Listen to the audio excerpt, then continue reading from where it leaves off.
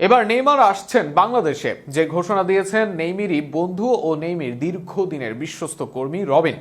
নেইমির business দেখাশোনা করা এই বাংলাদেশি জানিয়েছেন কবে নেইমার আসবেন তাও।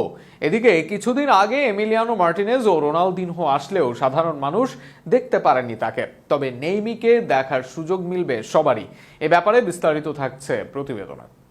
এবার বাংলাদেশের মাটিতে পা পড়তে যাচ্ছে ফুটবল প্রিন্স নেইমার জুনিয়রের। এর আগে অনেক তারকা এসেছেন মেসিও, তবে আসেননি নেইমার জুনিয়র। এবার বাংলাদেশে আসছেন এই ব্রাজিলিয়ান তারকা। নেইমারের ব্যবসা দেখেন এবং নেইমির বন্ধু মনে করেন বাংলাদেশের রবিনকে। তিনি নিশ্চিত করেছেন নেইমির দেশে আসার কথা।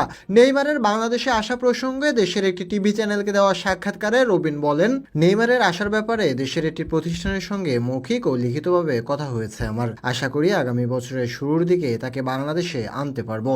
মার্টিনেজ রোনালদো যখন এসেছে তখন দেখা করতে পারেননি সাধারণ ভক্তরা। তবে মার্টিনেজ